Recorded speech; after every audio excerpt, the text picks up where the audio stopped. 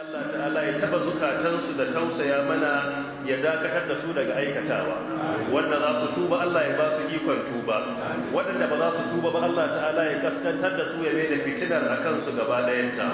A cikin waɗanda suke ba da gudumawa wajen kawo ƙarshen fitinar koda da mafi ƙanƙanta addu'a ne da gagara yin bacci saboda abin da ke faruwa a garuruwan musulmai. Duk da Allah yana kawo sauki a yanzu, Allah ta'ala ya biya su da gidan aljanna.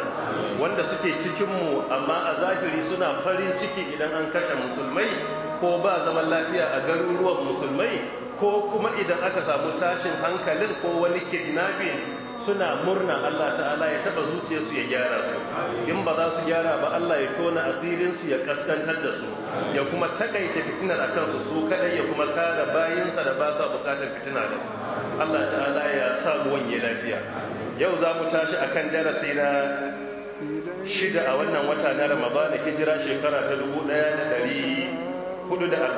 Mun tsaya a cikin suratul Baqara aya ta 177, duk da jiya mun dan yi gudu don mu kammala aya din. So yau za mu tashi akan aya ta 178 insha Allah ta'ala.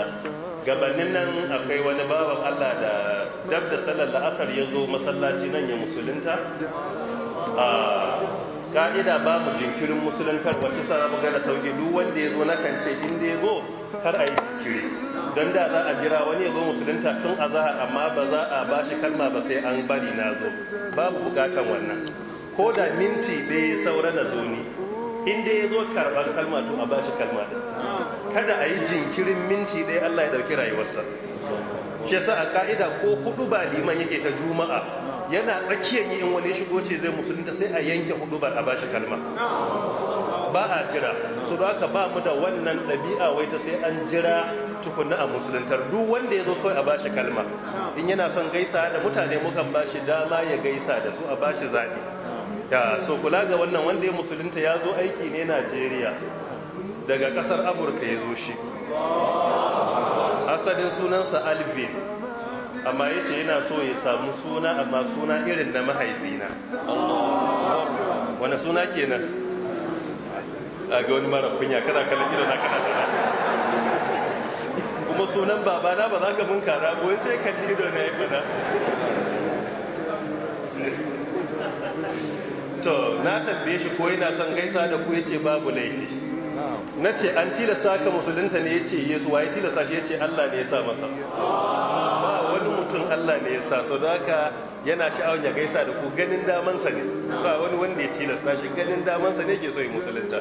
Za ka ba laifi a bashi an opportunity to say a word or two as we discussed earlier with you. Please go ahead. Thank you. Assalamu alaikum. Allah subhanahu wa ta'ala. Thank you. That is not the message.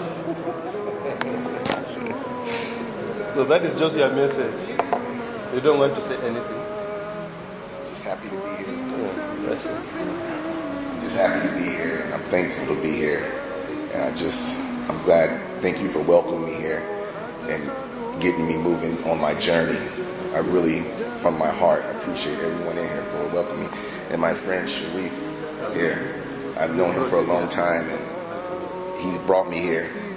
And I asked him to come here, and I called him up and I told him I wanted to come, and he came to my house and sat with me and talked with me, and he brought me here. So I just thank him for that. I really thank him for that. So alhamdulillah, we are now brothers in Islam, as I explained to you earlier.